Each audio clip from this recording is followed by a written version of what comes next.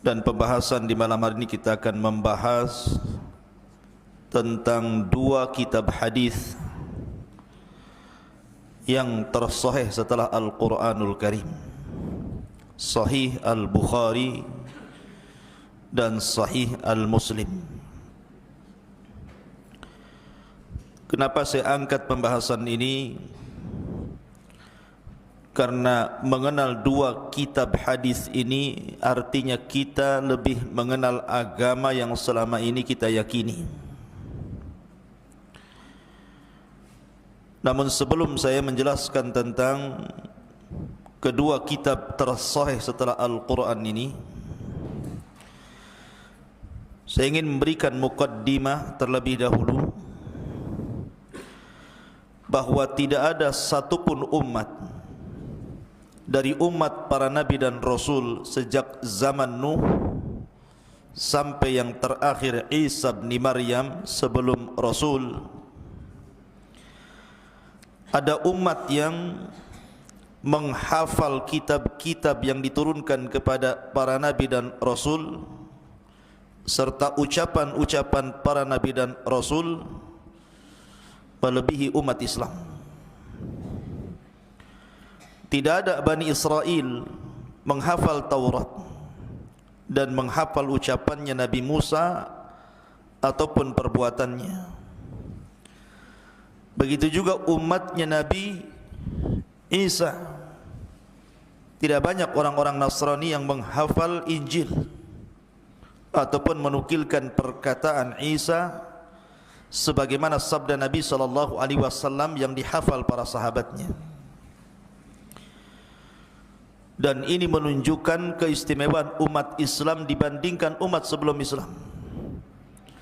Baik hafalan mereka terhadap Al-Quran, sampai anak kecil saja ada yang hafal Quran. Tapi agama Yahudi ataupun Nasrani jarang di antara mereka yang hafal Taurat ataupun Injil. Ini menunjukkan bahawa agama Nabi SAW akan senantiasa lebih terjaga dibandingkan agama selain daripada Islam.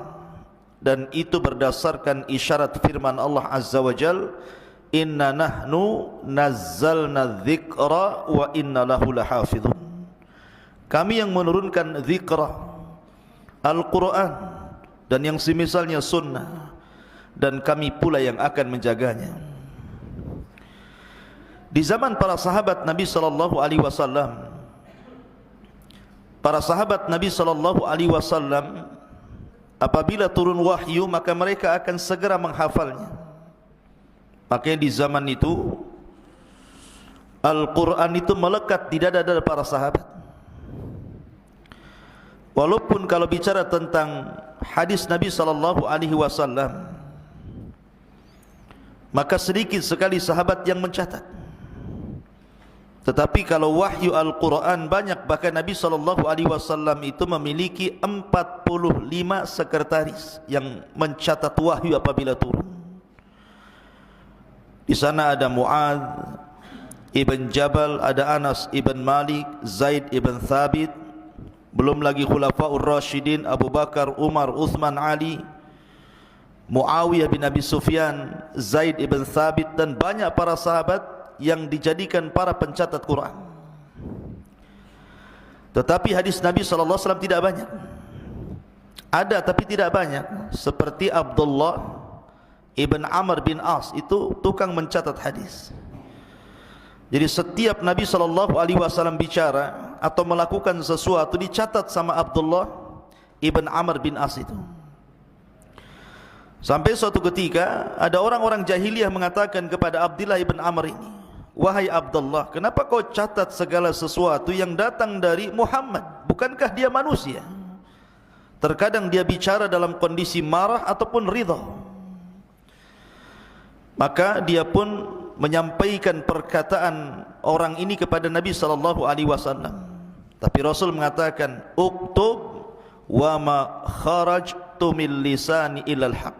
Tulis saja, karena apapun yang keluar dari lisanku adalah sebuah kebenaran. Makanya Abu Hurairah radhiyallahu anhu mengatakan, tidak ada sahabat yang banyak hafalan melebihi diriku, kecuali Abdullah ibn Amr bin As, karena dia mencatat. Jadi ada orang yang mencatat hadis, tapi tidak banyak di zaman Nabi SAW.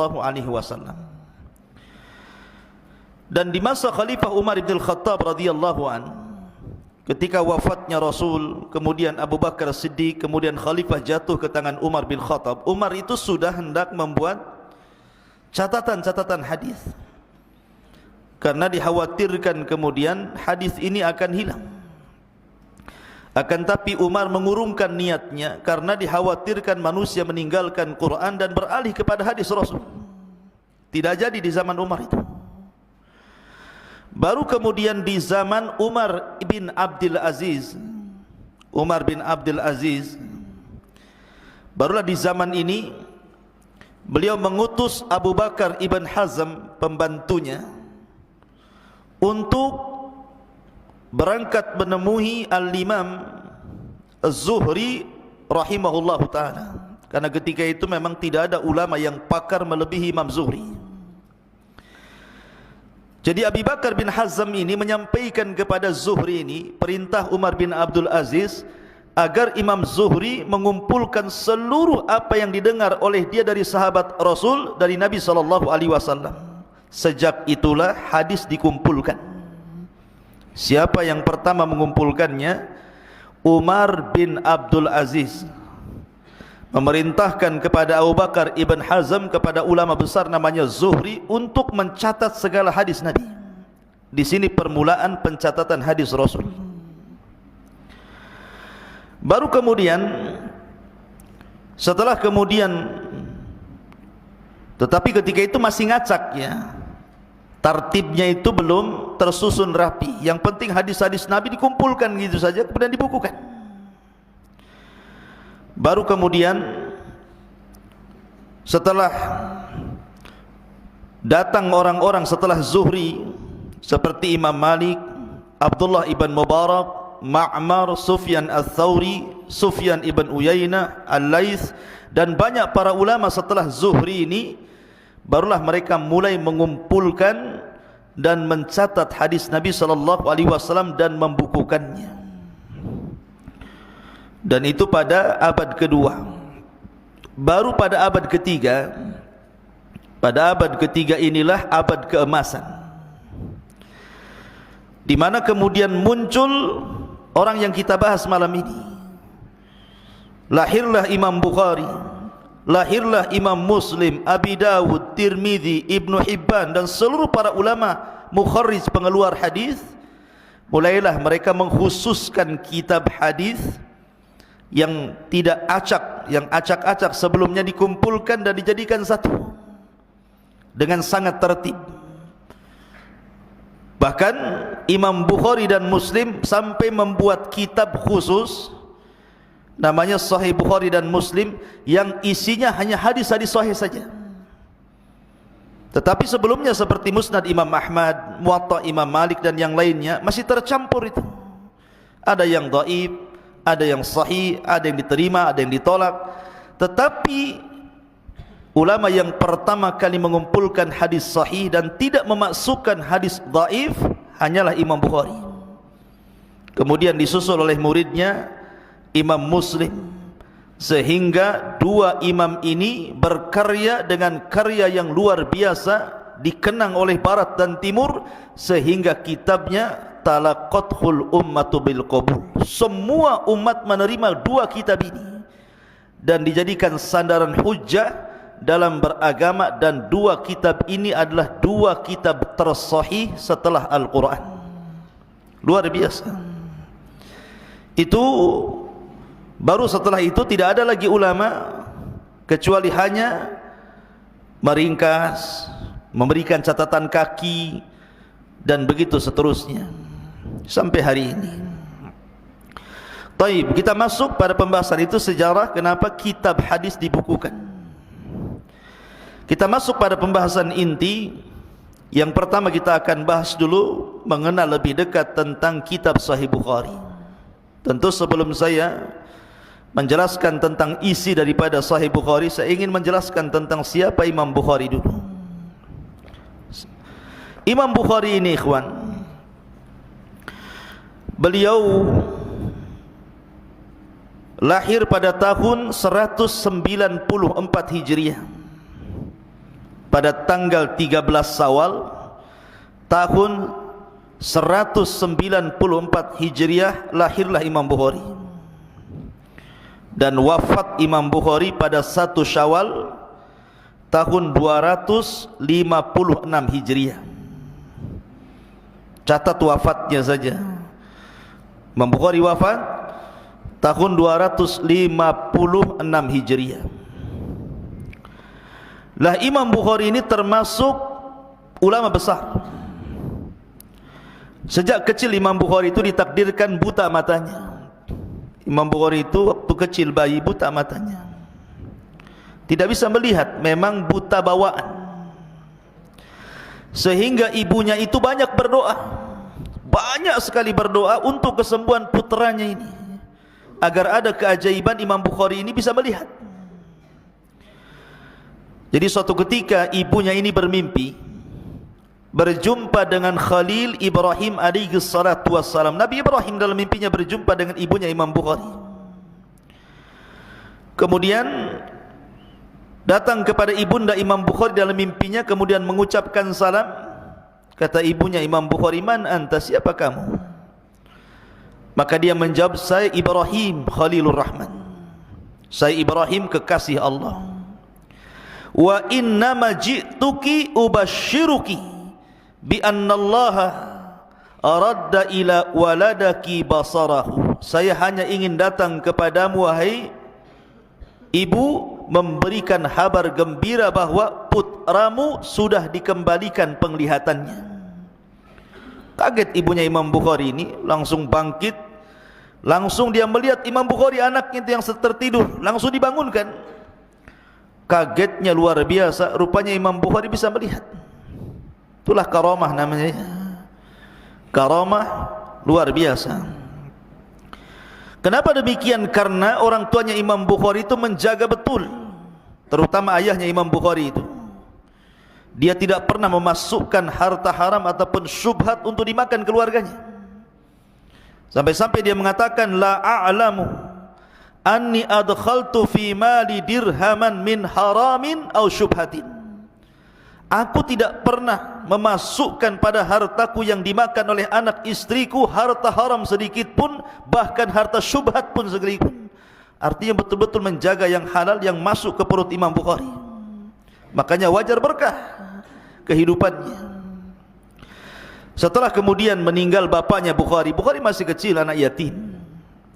Yang sibuk mengurus Imam Bukhari itu ibundanya. Dan begitulah ulama dunia rata-rata diurus oleh ibunya. Imam Ahmad diurus oleh ibunya sehingga menjadi imam dunia. Abu Hanifah yang ngurus ibundanya sehingga menjadi imam dunia. Imam Syafi'i diurus oleh ibundanya sehingga menjadi imam dunia. Imam Syu'bah. Jadi rata-rata imam dunia itu terlahir yatim, dan ibundanya yang mengurus sehingga menjadi ulama besar. Makanya wajar kalau seorang ibu itu ummul madrasah, dialah guru yang terbaik yang ada di rumah. Adapun Imam Bukhari itu memang sudah dicintakan ilmu sejak kecil. Jadi Imam Bukhari itu dari kecil suka ilmu, suka hadis, penghafal hadis. Lah Imam Bukhari sendiri ikhwan yang dimuliakan Allah Subhanahu wa taala, diberikan kekuatan hafalan itu luar biasa. Di zaman itu dia punya guru namanya Muhammad Yahya Az-Zuhli. Muhammad Yahya Az-Zuhli itu gurunya dan merupakan qadhi hakim di Bukhara kala itu. Terus satu gurunya Imam Bukhari itu masih kecil, masih 11 tahun ketika itu hadir di majlis gurunya. Jadi gurunya Muhammad Yahya Az-Zuhli ini membacakan sebuah hadis dengan sanadnya. Kemudian gurunya mengatakan dari Sufyan, dari Abi Zur'ah, Abi Zubair, dari Ibrahim An-Nakhai, kemudian menyebutkan sanadnya. Imam Bukhari bangkit dan mengatakan, "Akhta'ta ya Imam, kau salah. Tidak pernah Ibrahim An-Nakhai itu mendengar dari Abi Zubair. Kaget gurunya, bagaimana kau tahu bahwa Ibrahim An-Nakha'i tidak mendengar hadis daripada Abi Zubair? Kata Imam Bukhari, cek saja kitab aslinya. Maka tiba-tiba dia mengambil buku, kemudian mengecek kitab aslinya. Rupanya betul perkataan Bukhari. Yang benar bukan Abi Zubair, tapi Zubair ibn Adi. Ibrahim An-Nakha'i mendengar dari Zubair bin Adi, bukan Abi Zubair.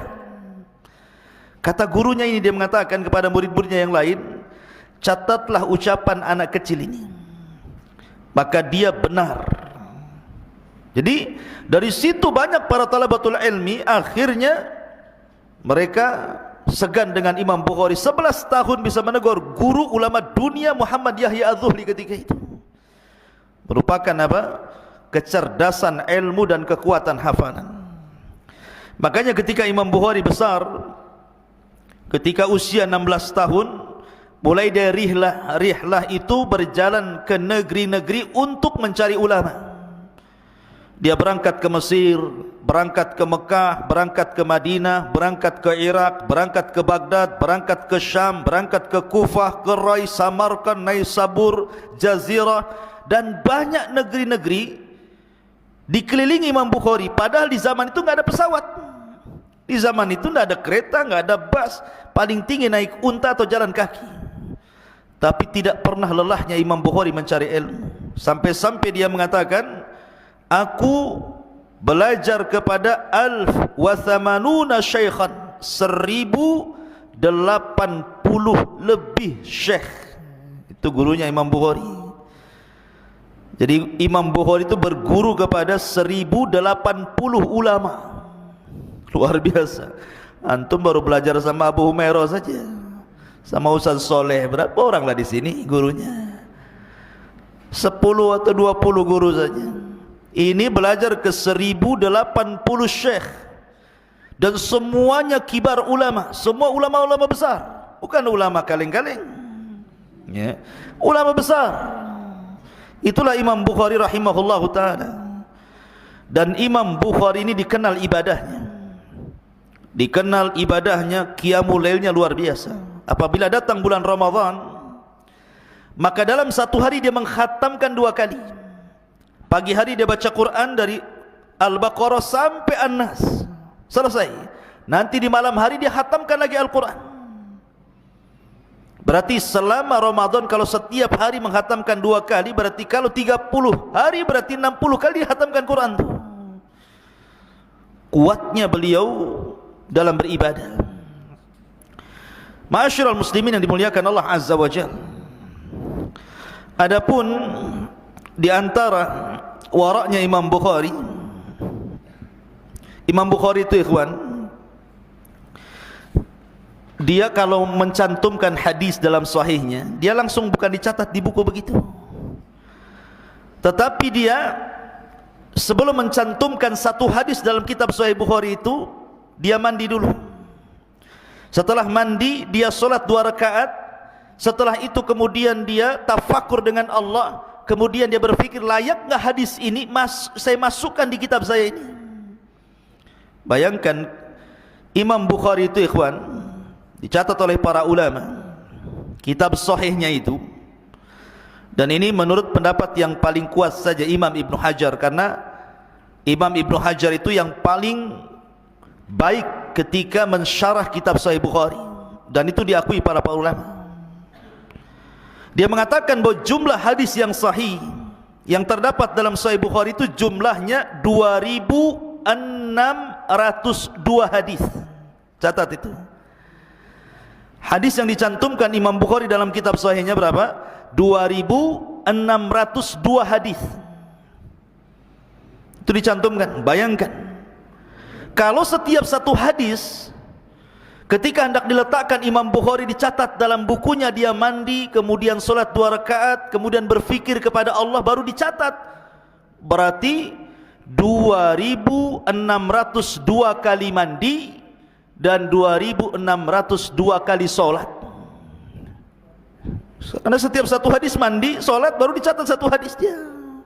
Istikharah kepada Allah Azza wa Jalla. Antum ini jarang mandi, jangan letakkan hadis pula, mandi pun tidak. ya. Nggak ada air Ustaz, mana ada air banyak ya. Ma'asyiral muslimin yang dimuliakan Allah Azza wa Jalla, lihat tawadhunya Imam Bukhari itu, meletakkan satu hadis saja, mandi dulu, sholat dulu, istikharah baru diletakkan. Ini hadis yang tercantum dalam Sahih Bukhari 2602, tetapi yang terulang-ulang, kan kitab Sahih Bukhari kan tebal tuh, hadisnya ada yang diulang-ulang oleh Imam Bukhari dengan sanad yang lain, atau karena sebuah bab itu hadis yang diulang-ulang dalam kitab Sahih Bukhari itu ada yang mengatakan jumlahnya 7.397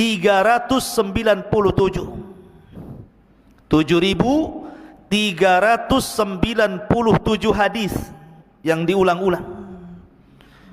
Ada yang mengatakan 7.275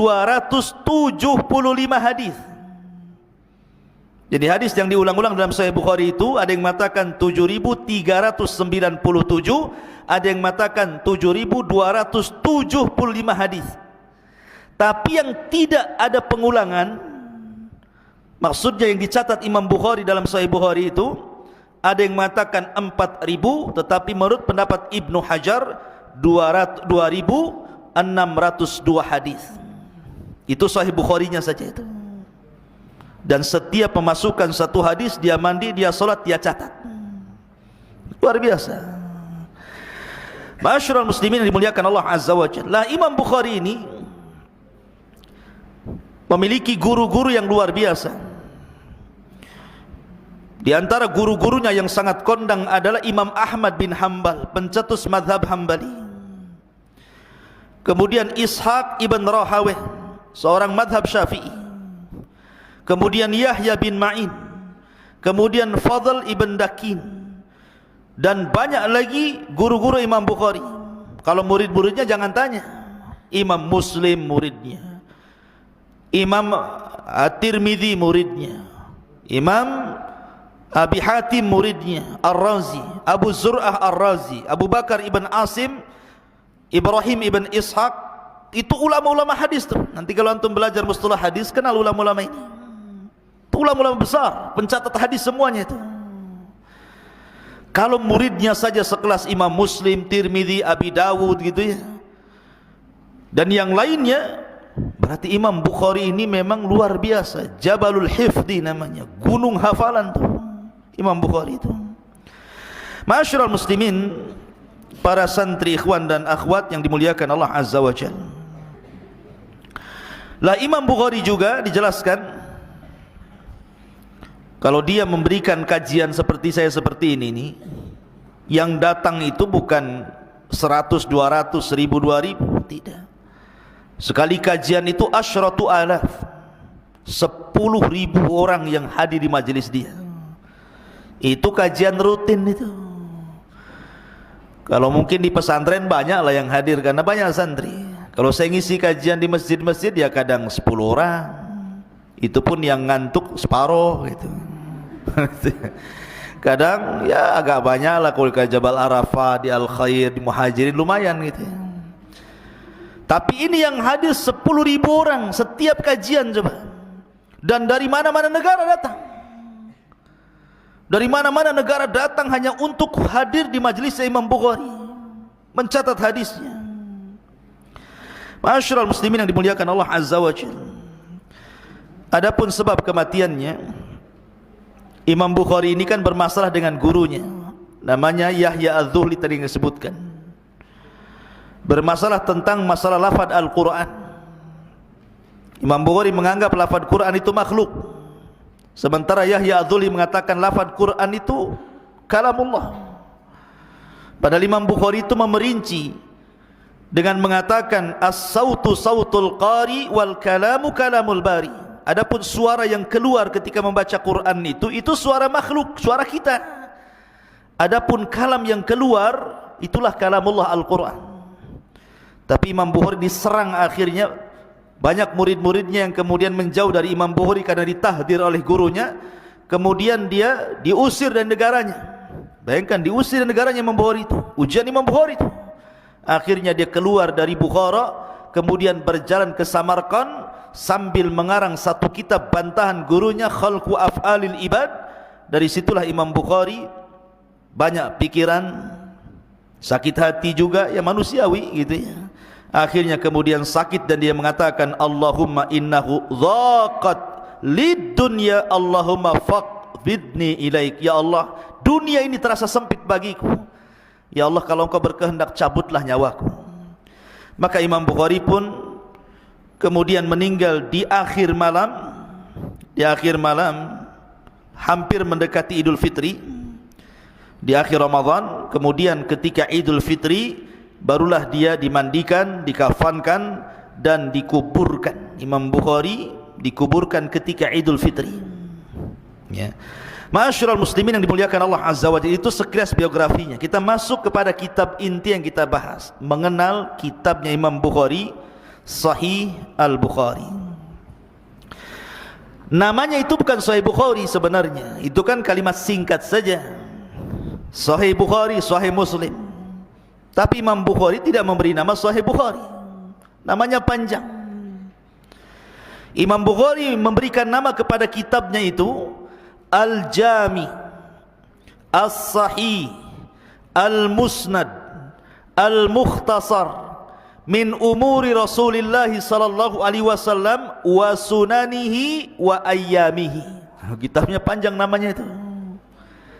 Ya, saya ulangi, Al-Jami, As-Sahih, Al-Musnad, Al-Mukhtasar min umuri Rasulillah sallallahu alaihi wasallam wa sunanihi wa ayyamihi. Nah, itu judul kitabnya. Tapi yang kita kenal singkat saja Sahih Bukhari. Saya ingin tanya satu orang, coba ulangi, antum coba ulangi nama kitabnya. Antum jangan nengok ke belakang. Yang antum tulis gimana? Antum nulis apa? Nunduk ke buku tapi enggak ditulis. Al-Jami', As-Sahih, Al-Musnad, Al-Mukhtasar min umuri Rasulillah sallallahu alaihi wasallam wa sunanihi wa ayyamihi. Antum talabatul ilmi harus tak hafal gini namanya. Nanti ditanya nama kitab Sahih Bukhari apa enggak tahu. Al-Jami'us Sahih, Al-Musnad, Al-Mukhtasar min umuri Rasulillah sallallahu alaihi wasallam wa sunanihi wa ayyamihi, atau dengan singkat Sahih Bukhari gitu saja. Itulah namanya.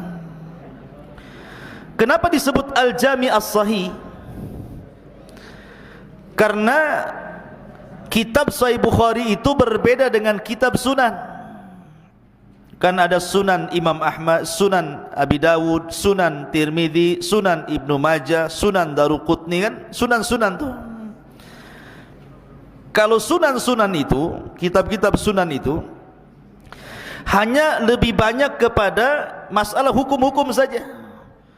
Bahas salat, toharoh, zakat, puasa, haji gitu ya, tolak, nikah, buyu dan begitu seterusnya. Hanya berkisah tentang hukum-hukum. Jadi kitab-kitab sunan itu isinya hanya berkisah tentang masalah hukum-hukum saja. Tapi Sahih Bukhari namanya Jami'. Jami' itu sesuatu yang mencakup segalanya. Jadi dalam Sahih Bukhari itu juga dijelaskan tentang tauhid, kitabul iman, kitabul ilmi, ta'bir ru'ya, kitabul riqaq, kitab al-fadail, tafsir, hukum. Jadi lengkap. Makanya disebut Al-Jami'. Adapun disebut sahih karena Imam Bukhari tidak pernah memasukkan dalam kitabnya kecuali yang sahih-sahih saja. Jadi Imam Bukhari tidak pernah memasukkan dalam kitabnya kecuali hadis-hadis sahih saja. Ma'asyiral muslimin yang dimuliakan Allah Azza wa Jalla. Taib, pertanyaannya, kenapa Imam Bukhari sampai mengumpulkan kitab Sahih Bukhari sehingga kitabnya menjadi kitab kondang di kalangan ahli sunnah wal jamaah? Imam Bukhari itu suatu ketika duduk bersama gurunya. Siapa guru Imam Bukhari? Ishaq ibn Rahaweh, seorang yang bermadzhab Syafi'i, itu gurunya Imam Bukhari. Lah Ishaq ibn Rahaweh pun punya karya sebenarnya, Tapi Ishaq ibn Rahawai ini melihat kecerdasan muridnya Imam Bukhari ini, dia mengatakan kepada Imam Bukhari, "Lau jama'tum kitaban mukhtasaran li sahihi sunnatin Nabi sallallahu alaihi wasallam." Wahai Bukhari, seandainya engkau mau mengumpulkan satu buku yang isinya hanya hadis-hadis yang sahih secara ringkas, tentu ini lebih baik. Ketika ucapan Ishaq ibn Rahawai inilah akhirnya menghujam dalam hati Imam Bukhari. Terpikir terus kata-kata Ishaq ibn Rahawai ini, seandainya engkau kumpulkan satu kitab yang isinya kumpulan-kumpulan hadis Rasul yang sahih secara ringkas saja, wahai Bukhari, lakukan. Jadi kepikiran terus ucapan Ishaq ibn Rahawai, sampai akhirnya Allah buka hatinya dan dia pun mulai menulis kitab Sahih Bukhari selama 16 tahun. Bukan setahun, 2 tahun, 16 tahun dia mengarang kitab Sahih Bukhari itu. Ada juga yang mengatakan, dan itu Imam Bukhari sendiri yang mengatakan, bahwa sebab dia mengarang kitab itu karena beliau mimpi. Beliau mimpinya mengatakan demikian, kata Imam Bukhari, "Ra'aitun Nabiyya sallallahu alaihi wasallam ka'anni waqifun baina yadayhi wa biyadi mirwahatun adubbu anhu." Kata Imam Bukhari, suatu ketika aku bermimpi. Dalam mimpiku aku berhadap-hadapan dengan Rasul, dan ketika itu aku membawa kipas, mengkipas-kipas seperti ini, melindungi Nabi sallallahu alaihi wasallam, melihara Nabi sallallahu alaihi wasallam. Maka dia pun terbangun, kemudian dia bertanya kepada pakar ahli mimpi, orang yang suka mentakbirkan mimpi, mentakwilkan mimpi. Dia datang, "Ini saya mimpi seperti ini, apa ya takwilnya, apa maksudnya ya?" Maka ahli-ahli mimpi itu akhirnya mengatakan kepada Imam Bukhari, "Innaka tadubbu anhul kadhib fa huwa alladhi hamalani ala ikhrajis sahih."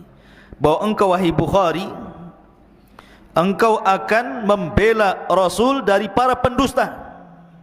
Sebab itulah, kata Imam Bukhari, yang menjadikan aku mengeluarkan hadis-hadis Nabi sallallahu alaihi wasallam. Dari inilah sebabnya Imam Bukhari mengarang kitab Sahih Bukhari. Ada yang mengatakan karena nasihat gurunya Ishaq ibn Rahawai, ada yang mengatakan karena mimpinya beliau. Maka dengan mimpi itu dia mentakwilkan kepada pakarnya, kemudian dari sebab itulah dia mengarang kitab Sahih Bukhari. Ma'asyiral muslimin yang dimuliakan Allah Azza wa Jalla,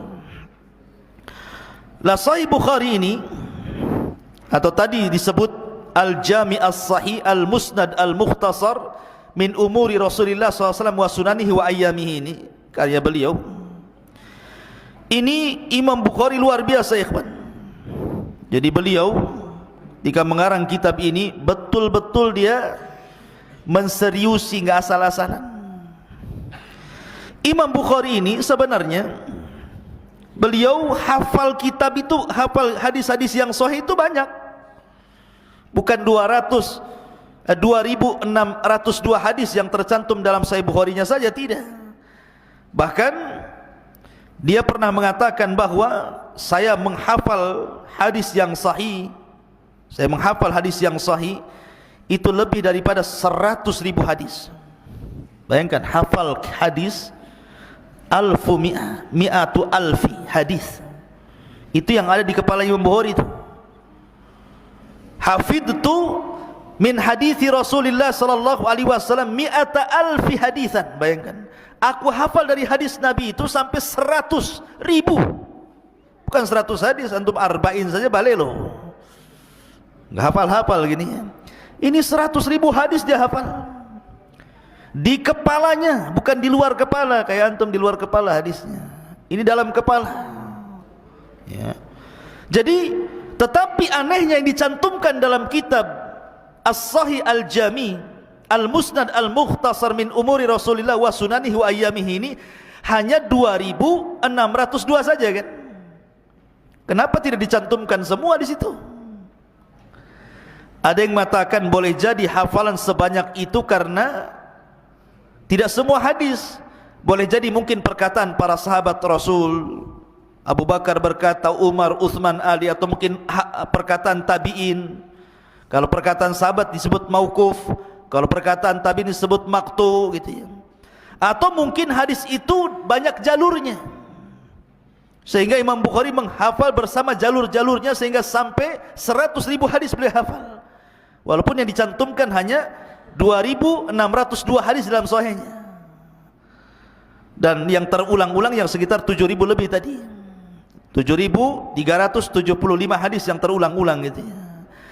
Tetapi ini menunjukkan bahwa cerdasnya hafalan Imam Bukhari, dan dialah pertama yang mengarang kitab sahih, maksudnya kumpulan hadis sahih yang sebelumnya belum pernah ada ulama yang mengumpulkan hadis yang khusus yang sahih saja dalam satu buku. Berarti dia mencetak sejarah, karena dia awal yang mencetak kitab yang mengumpulkan hadis-hadis sahih saja. Ma'asyiral muslimin yang dimuliakan Allah Azza wa Jalla. Lah, di antara pujian para ulama atau perhatian para ulama kepada kitab Sahih Bukhari luar biasa. Karena kalau kita melihat tidak ada satupun kitab yang disyarah seperti sarahnya dalam kitab Sahih Bukhari ini. Kan kitab itu banyak dikarya para ulama tuh, tetapi tidak ada satupun kitab yang disyarah oleh para ulama sebanyak sarah Sahih Bukhari. Banyak sekali, sampai-sampai para ulama mengatakan ratusan para ulama mensyarah kitab Sahih Bukhari itu. Walaupun demikian, yang paling masyhur dari sarah Bukhari apa? Fathul Bari namanya. Lah, Fathul Bari ini sebenarnya yang pertama mengarang siapa? Ibnu Rajab Al-Hambali. Itu yang mengarang pertama kali kitab Fathul Bari itu Imam Ibnu Rajab Al-Hambali. Tapi sayang keburu meninggal, dan syarahnya baru sampai kepada Kitabul Janaiz saja, kitab masalah jenazah saja. Kemudian diteruskan oleh muridnya namanya Abdurrahim Al-Iraqi, atau dikenal dengan Imam Iraqi. Kemudian muridnya mengarang kitab namanya Fathul Bari juga, sarah Sahih Bukhari. Tetapi Imam Iraqi pun keburu meninggal, dan syarah Sahih Bukhari yang dikarya beliau tidak tahu ada di mana, hilang, tidak sempat dicetak. Kemudian datang muridnya Imam Iraqi namanya Ibnu Hajar Al-Asqalani. Lah, Imam Ibnu Hajar Al-Asqalani akhirnya mengarang kitab juga namanya Fathul Bari. Dan Allah karuniakan kepada beliau usia yang panjang sehingga bisa merampungkan sarah Sahih Bukhari, Fathul Bari. Dan Imam Syaukani mengatakan ketika memuji kitabnya Imam Ibnu Hajar Fathul Bari, la hijrata ba'dal fathi, katanya. Tidak ada hijrah lagi setelah Fathul Bari. Artinya tidak perlu melihat kitab lain ketika mensyarah Sahih Bukhari. Jadi Fathul Bari itu ada 3 marhalah. Pertama dikarang oleh Ibnu Rajab Al-Hambali sampai Kitabul Janaiz. Setelah itu meninggal, diteruskan muridnya oleh Abdurrahim Al-Iraqi, tapi kitabnya enggak ada.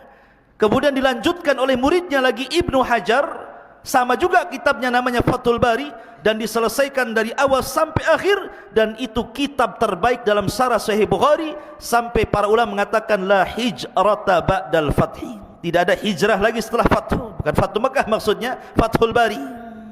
Ya. Lihat bagaimana para ulama memberikan perhatian kepada Sahih Bukhari ini, luar biasa. Ya, kalau karya-karya yang lain sih banyak. Saya akan sebutkan seperti A'lamus Sunan yang dikarang oleh Abu Sulaiman Al-Khattabi, meninggal 388 Hijriah, itu juga syarah Sahih Bukhari. Kemudian syarah Sahih Bukhari yang dikarang Ibnul Battal Al-Qurtubi Al-Maliki, yang meninggal pada tahun 449 Hijriah. Kemudian ada syarah Mushkilatul Bukhari dikarang oleh Muhammad ibn Said ibn Yahya, yang meninggal pada tahun 637. Di sana ada syarah Bukhari yang dikarang oleh Yahya ibn Syaraf An-Nawawi, yang meninggal pada tahun 676 Hijriah.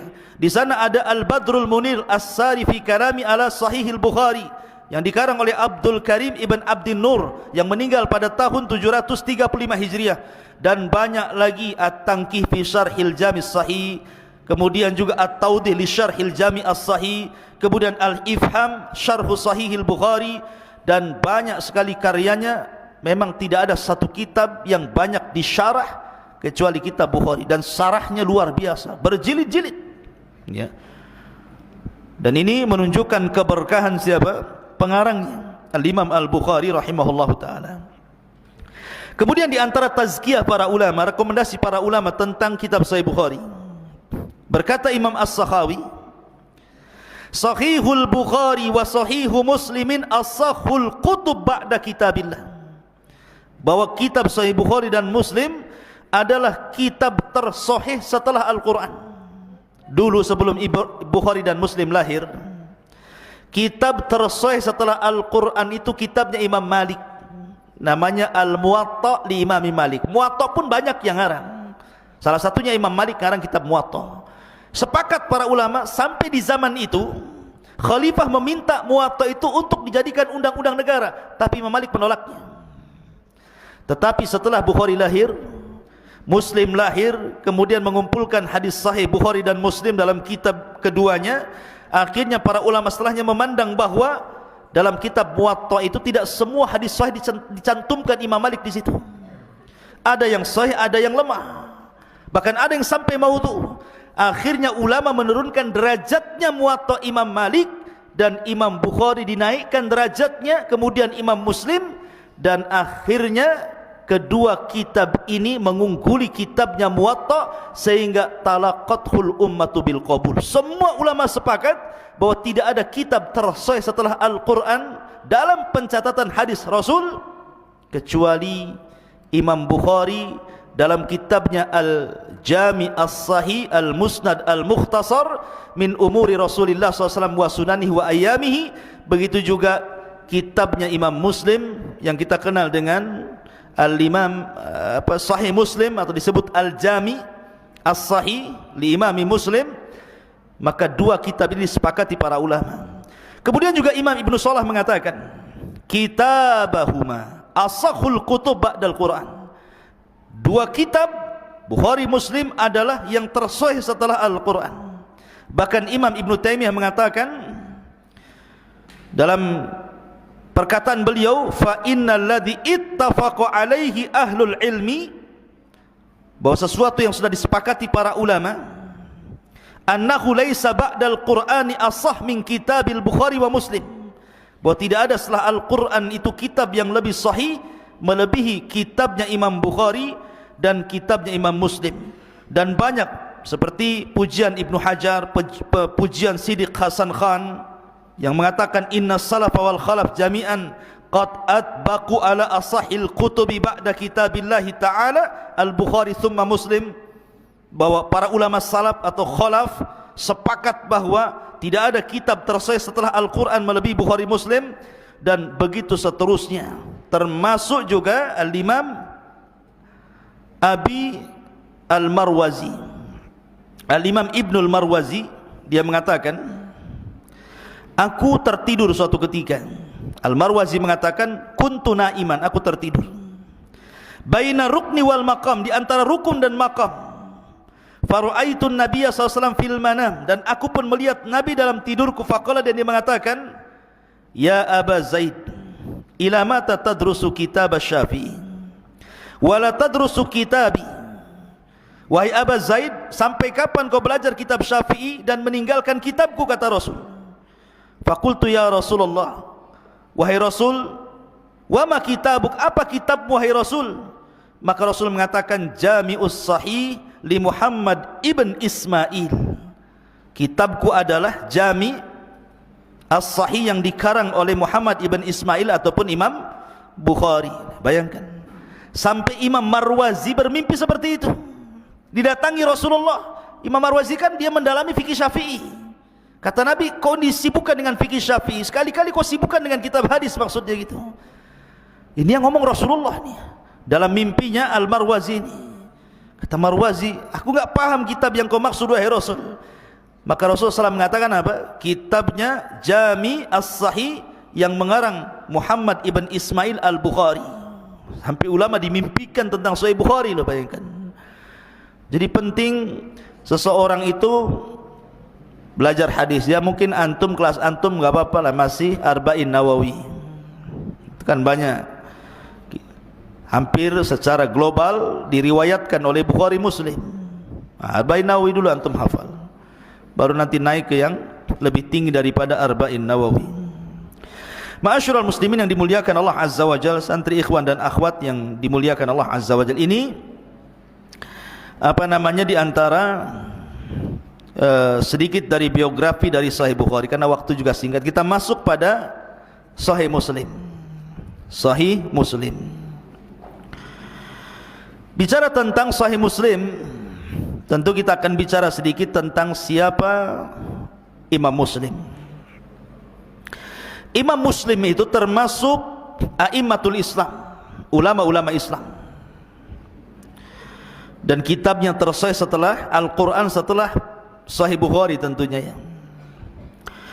Lah, nama beliau Imam Muslim itu Muslim ibn Hajjaj ibn Muslim ibn Warad Al-Qushari An-Naisaburi.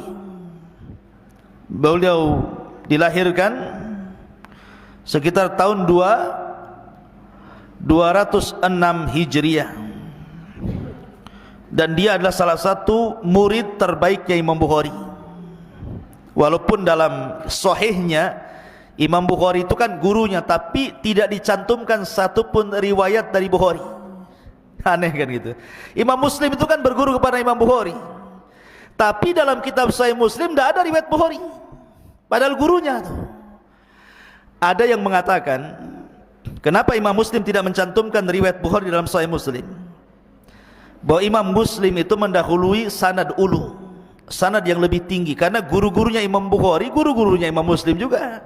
Kalau ada guru Imam Bukhari, ngapain kepada Imam Bukharinya? Langsung saja ke gurunya. Ada yang mengatakan karena ketika itu terjadi fitnah.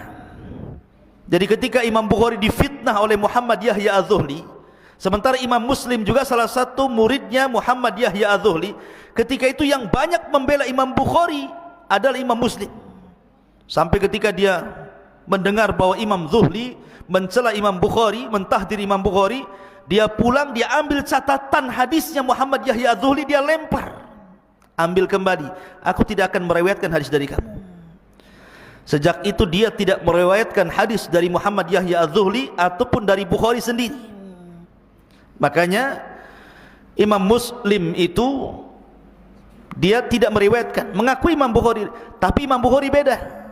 Imam Bukhari itu diberikan kelembutan, walaupun dia difitnah oleh gurunya Yahya Az-Zuhli, tetap saja dalam sahihnya dicantumkan pula Yahya Az-Zuhli riwayatnya, tapi dengan nama samarkan, disamarkan namanya, menunjukkan bahwa Imam Bukhari tidak melihat orangnya, tapi melihat hadis itu sahih dari Nabi SAW. Lah, Imam Muslim, kembali kepada Imam Muslim, ma'asyiral muslimin yang dimuliakan Allah Azza wa Jalla, Imam Muslim ini memiliki keutamaan besar di hadapan para ulama. Ketika dia berjumpa dengan Imam Bukhari sebagai gurunya, maka dia bermulazamah terus sampai-sampai kalau tidak ada Bukhari, tidak ada Muslim. Jadi yang mencetak Imam Muslim justru Imam Bukhari, padahal itu termasuk akron sekaligus gurunya, teman sekaligus gurunya gitu ya. Tapi banyak mempengaruhi terhadap Imam Muslim. Lah, kalau bicara tentang biografi Imam Muslim panjang karena waktu juga, kita langsung kepada Sahih Muslim saja. Jadi Imam Muslim itu ketika mengarang kitab Muslim, dihabiskan waktunya 15 tahun. Kalau Imam Bukhari berapa? 16 tahun, beda setahun. Kalau Imam Bukhari mengumpulkan hadis sehingga menjadi Al-Jami'us Sahih itu 16 tahun. Kalau Imam Muslim 15 tahun. Dia rangkai kitabnya sampai akhirnya menjadi sebuah kitab namanya Sahih Muslim. Lah, sebagaimana Imam Bukhari itu kan tidak sembarang juga ketika mencatat hadis. Imam Muslim juga sama. Karena Imam Bukhari itu ketika dia mencatat hadis Nabi SAW, dia mendatangi 3 ulama. Pertama Ahmad bin Hanbal, Imam Ahmad ma'ruf. Kemudian Ali ibn Madini, ma'ruf, seorang ulama jarh wa ta'dil, itu ulama semasa Imam Ahmad hidup. Kemudian Yahya ibn Ma'in, ini ulama dunia semua nih. Imam Ahmad, Ali bin Madini, Yahya bin Ma'in, ini ulama dunia. Imam Bukhari diambil bukunya, setelah dikarang dia berikan kepada Imam Ahmad. Bagaimana menurut kamu di sini kitab saya ini?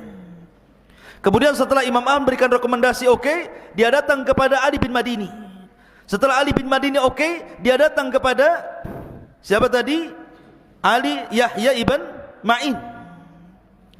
3 ulama ini sepakat dan takjub dengan karya Imam Bukhari, kecuali mengkritik 4 hadis.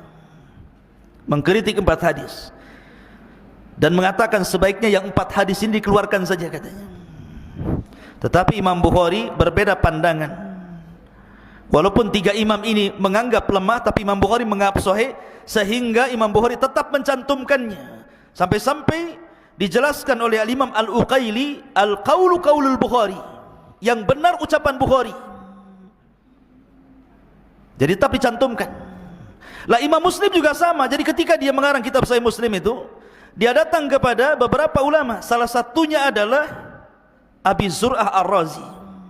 Abi Zur'ah Ar-Razi itu seorang ulama hadis kondang. Dia datang kepada Abi Zur'ah Ar-Razi, bagaimana karya saya? Coba catat, lihat ada yang salah enggak? Setelah kemudian datang kepada Abi Zur'ah Ar-Razi, dia datang kepada Abi Hatim. Abu Hatim ini gimana? Kemudian setelah itu dia datang kepada Muhammad ibn Muslim dan banyak beberapa para ulama. Dan Imam Muslim ini mengikuti saran ulama. Jadi kalau kata Abi Zur'ah Ar-Razi kayaknya hadis ini bermasalah, keluarkan saja, dia keluarkan. Kalau suruh masuk, masukkan ya. Jadi memang sudah dapat rekomendasi. Makanya antum kalau nanti suatu ketika Allah takdirkan menjadi penulis gitu kan, kemudian ngarang buku, nggak bisa langsung dicetak, tapi antum harus cari mungkin ustadz yang senior, tolong ini baca karya saya ini, ada yang salah enggak? Nanti kalau bisa dikasihlah muqaddimah di depan gitu. Seperti itulah kebudayaan ulama ketika mengarang buku, itu maksudnya. Lah Imam Bukhari ini berbeda dengan Sahih Bukhari. Jadi Sahih Muslim ini berbeda dengan Sahih Bukhari. Kalau Sahih Bukhari itu tertata dengan bab. Jadi Sahih Bukhari itu kan ada babnya itu. Nanti kitab solat itu babnya macam-macam. Bab mengangkat tangan, bab menurunkan tangan, bab zikir dalam ruku, semua dibuat bab sama Imam Bukhari itu. Dan itu menunjukkan kecerdasan dan fikihnya Imam Bukhari. Langsung beristimbat di situ. Tapi Muslim tidak, dia tidak membuat bab. Dia langsung kitabus shalah, kemudian disebutkan hadisnya tentang masalah salat dari takbir sampai salam. Tidak, dia tertatib dengan bab gitu ya. Lah yang membuat bab itu justru Imam Nawawi yang mensyarahnya. Dan syarah Imam Nawawi syarah terbaik dalam Sahih Muslim. Syarah Sahih Muslim Imam Nawawi itu barulah dikasih bab. Ada yang mengatakan qadiyah, ada yang mengatakan Imam Nawawi yang membuat bab sehingga menjadi tertata. Tapi kalau kitab aslinya nggak ada babnya, langsung kitabus shalah, kemudian hadis dicantumkan banyak-banyak di situ. Kalau Imam Bukhari tidak rapi, dia ada bab ini, bab ini, bab ini, sehingga ketika orang membacanya langsung paham bagaimana istimbat Imam Bukhari dalam hadis itu. Terkadang satu hadis dipotong-potong jadi banyak, dibuat per bab gitu ya. Kemudian juga yang membedakan Sahih Muslim dan Bukhari, kalau di dalam kitab Bukhari tidak ada mukadimahnya. Coba antum beli kitab Sahih Bukhari, matannya itu langsung buku saja, buka di awal langsung bismillah. Kemudian hadis yang pertama, innamal a'malu binniyat wa innamal likulli imri'in ma nawa, wa man kanat hijratu ila Allah war rasul fa hijratu ila Allah war rasul, wa man kanat hijratu lidunya aw imra'atin yankihuha fa hijratu ila ma hajara ilaih. Kemudian baru dibuat bab, enggak ada mukadimah sama sekali. Tapi kalau antum beli kitab Sahih Muslim, banyak mukadimahnya itu. Maksud mukadimah ini, apa sih tujuan Imam Muslim mengarang kitab, dijelaskan dalam mukadimah itu. Walaupun kebanyakan para ulama jarang memberikan mukadimah, tapi ini salah satu keistimewaan Imam Muslim memberikan mukadimah dalam kitabnya sebelum masuk kepada bab, sebelum masuk kepada hukum-hukum yang akan ditulis dalam kitab Sahih Muslim itu. Dan jumlah hadis yang diletakkan dalam Sahih Muslim itu 4,000. Berapa? 4.000 hadis. Kalau tadi Bukhari berapa yang tidak terulang? Siapa yang hafal? 2602. Yang terulang-ulang 7375 hadis. Ada yang mengatakan? Ahsan.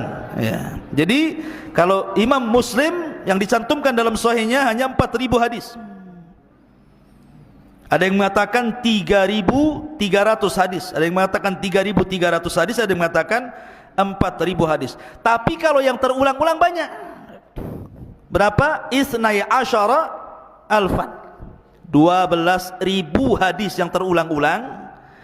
Tetapi yang tidak terulang-ulang 4.000, ada yang mengatakan 3.030 hadis. Itulah kitab Sahih Muslim. Lah di antara ikhwatu fillah muliakan Allah Azza wa Jalla, Imam Muslim ini punya gaya dalam mencatat hadis. Dalam mengarang kitab itu Imam Muslim punya gaya, punya metode gitu kan. Jadi Imam Muslim ini membagi orang-orang yang diambil riwayat itu kepada 3 kelompok. Kelompok yang pertama yang disebut dengan martabatul ula. Memang ini martabat tertinggi. Seperti Sufyan Ats-Tsauri, Sufyan ibn Uyainah, Imam A'mash, Ibrahim An-Nakhai, Ibnu Mubarak, Muhammad Al-Mahdi. Itu rutbatul ula namanya, kelompok yang paling tinggi. Ini kalau ada hadis datang dari orang-orang ini, maka Imam Muslim sudah tidak komentar, langsung ambil, dicantumkan dalam sahihnya. Ini kelompok yang pertama nih, yang Imam Muslim tidak pernah komentar. Kalau datang hadis dari 2 Sufyan, Sufyan Ats-Tsauri dan Sufyan ibn Uyainah, kalau datang dari hadis dari A'mash, Ibrahim An-Nakhai, Ibnu Mubarak, Muhammad Al-Mahdi dan ulama sezaman mereka, Imam Muslim tidak tanya-tanya. Kalau hadis datang dari mereka, langsung dicantumkan dalam sahihnya. Karena mereka adalah kelompok yang luar biasa.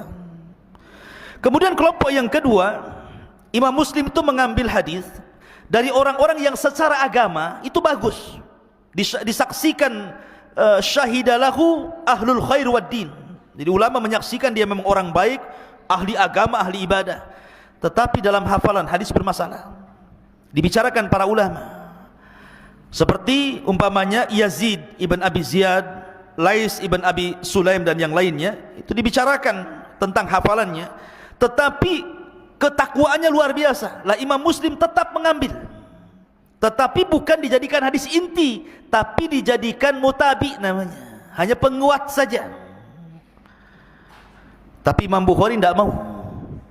Imam Bukhari kalau sudah dibicarakan hafalannya, anti meletakkan hadisnya di sahihnya. Enggak mau Imam Bukhari. Itulah kelebihannya Imam Bukhari di sini. Syaratnya juga beda. Kalau Imam Muslim itu syaratnya harus sezaman dan memungkinkan ketemu walaupun tidak ketemu. Tapi Imam Bukhari tidak bisa. Bukan sezaman saja, harus ketemu, baru dicantumkan riwayatnya. Makanya Imam Bukhari itu walaupun punya guru 1080 orang, tapi dia mengatakan, saya bisa menyebutkan hadis yang kuriwayatkan, siapa namanya, di mana tempatnya, bagaimana dia meriwayatkan kepada saya. Karena syarat Imam Bukhari harus berjumpa dengan orangnya, baru dicatat hadisnya. Kalau Imam Muslim tidak perlu berjumpa, yang penting sezaman dan memungkinkan ketemu. Itulah bedanya Bukhari dengan Muslim, syaratnya tidak beda kan. Makanya Bukhari lebih tinggi dibandingkan Muslim dari sini. Tetapi kalau kelompok yang ketiga, para pendusta muttaham bil kadzib, Imam Muslim la karamah, tidak ada kemuliaan, tidak akan diambil riwayatnya. Dari sini ikhwatu fiddin bahwa inilah perbedaan Sahih Bukhari dan juga Sahih Muslim. Intinya bahwa Imam Muslim betul-betul meletakkan hadis, kehati-hatiannya luar biasa. Tetapi kalau kita melihat rijalnya hadis Bukhari dan Muslim itu, maksudnya guru-gurunya atau jalan-jalannya, jalur-jalurnya hadis itu, ada yang rijalnya Bukhari juga rijalnya Muslim, dan itu banyak, ribuan. Tapi ada juga Imam Bukhari ini meriwayatkan rijalnya tidak ada dalam Sahih Muslim, begitu juga rijalnya dalam Sahih Muslim tidak ada dalam Sahih Bukhari. Tum paham nih rijal-rijal gini. Nanti akan sampailah pelajarannya ke mustalah hadis. Saya akan menerangkan saja, nanti akan paham. Ada yang mengatakan bahwa 435 rijal beriwayat hadis yang dicantumkan dalam Sahih Bukhari tidak ada pada Sahih Muslim. Dan 620 rijal Sahih Muslim tidak ada pada Bukhari. Walaupun kebanyakan rijalnya bersepakat, makanya ada istilah muttafaq alaih, disepakati keduanya, Bukhari Muslim gitu ya. Ada rawahul Muslim saja, ada rawahul Bukhari saja gitu. Ya karena berawal dari sini. Ya. Maka ada perbedaan antara Sahih Bukhari dan Muslim dari berbagai macam sisi, tetapi banyak juga kesamaannya. Tapi yang jelas bahwa dua kitab ini adalah dua kitab tersahih setelah Al-Quran. Dan saya sarankan, nasihatkan kepada antum, kalau antum punya rezeki, belilah dua kitab ini plus dengan syarah-syarahnya. Kalau sudah bisa baca kitab, baca, atau cari guru belajar tentang dua kitab ini supaya antum lebih mampu lagi untuk mendalami Islam. Karena orang-orang Syiah, mereka mencela dua kitab ini dan mengatakan ini dua kitab mimpinya ahli sunnah.